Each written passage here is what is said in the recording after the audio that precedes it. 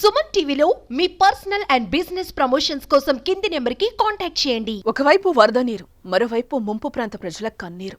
బయటకు అడుగు పెట్టే అవకాశం లేదు, తినడానికి తిండి లేదు. చిన్నపిల్లల నుంచి పెద్దవారి వరకు ఆకలితో అలమటిస్తున్నారు. విజయవాడలో పరిస్థితి మరింత ఘోరం. ఎక్కడ చూసినా వరద బాధితుల ఆర్తనాదాలే. సాయం కోసం ఎదురుచూస్తున్న కళ్లే కనిపిస్తున్నాయి. ఇలాంటి విపత్కర పరిస్థితుల్లోనూ మానవత్వం మరిచి ప్రదర్శిస్తున్నారు కొందరు మనుషులు. అవసరాన్ని తమ వ్యాపారంగా మలుచుకుంటున్నారు. చరిత్రలో చూడని వరద విజయవాడను ముంచెత్తిందే. నగరమంతా నదిని తలపిస్తోంది. అక్కడ ఎక్కడా అని లేదు, కనుచూపు మేర వరద నీరే. లోతట్టు ప్రాంతాలే కాదు, ముంపు అంటే తెలియని కాలనీలు కూడా ఈసారి జలమయమయ్యాయి. 3 రోజులుగా కష్టాల కడల్లో కొట్టుమిట్టాడుతున్నారు.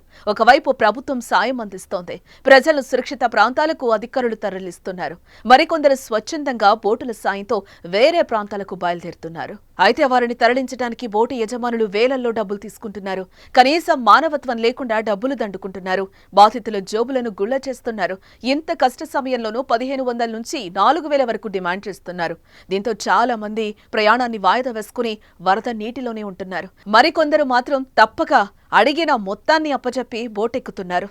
ఆపద సమయంలో ఇలా డబ్బులు డిమాండ్ చేయడంపై తీవ్ర విమర్శలు వ్యక్తమవుతున్నాయి.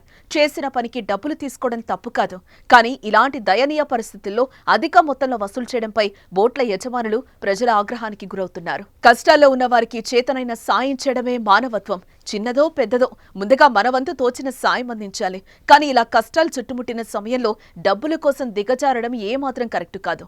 మీ పరిసర ప్రాంతాల్లో ఎవరైనా వరద బాధితులుంటే సాయం అందించండి, వారికి అండగా నిలబడండి. దీనిపై మీరేమంటారో కామెంట్ చేయండి.